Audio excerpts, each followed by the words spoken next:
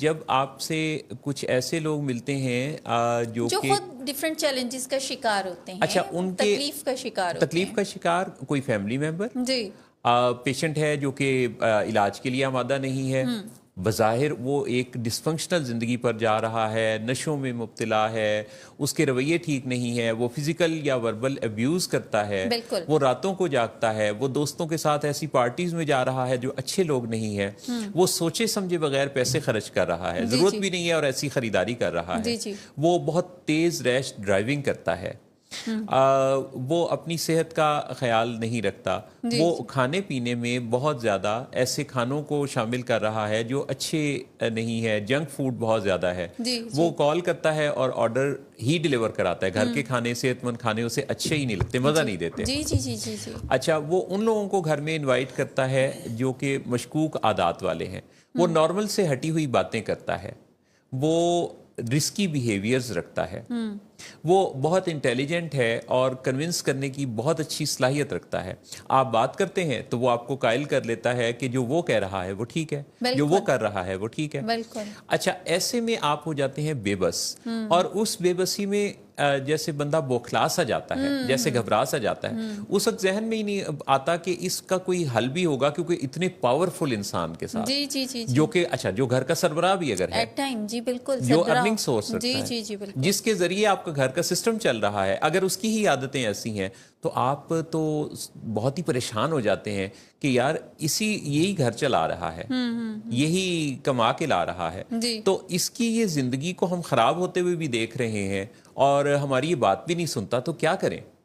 اچھا اب یہ جو چیز ہے اس پر سائنس میں اتنی ترقی ہو گئی ہے, یہ جو مائنڈ سائنسز ہیں, سائیکالوجی ہے, انٹرونشنل سائیکالوجی ہے, جس میں کہ اب ایسے طریقے آ چکے ہیں جن میں آپ ایسا شخص جو کہ مدد نہیں چاہتا اس کو مدد کے لیے آمادہ کر سکتے ہیں, اور وہ بھی کوئی منت ترلا کر کے نہیں, یعنی آپ کو آہو بکا کی رونے کی ضرورت نہیں ہے, آپ کو اپنی نیندیں جو ہیں وہ خراب کرنے کی ضرورت نہیں ہے, آپ کو دھمکیاں دینے کی ضرورت نہیں ہے, آپ کو خاموش ہو کے روٹھ جانے کی ضرورت نہیں ہے, تعلق ختم کرنے کی ضرورت نہیں ہے, آپ کو بات کرنے کی ضرورت ہے. اچھا بات کیسے ہو, تو بات ہی نہیں سنتا,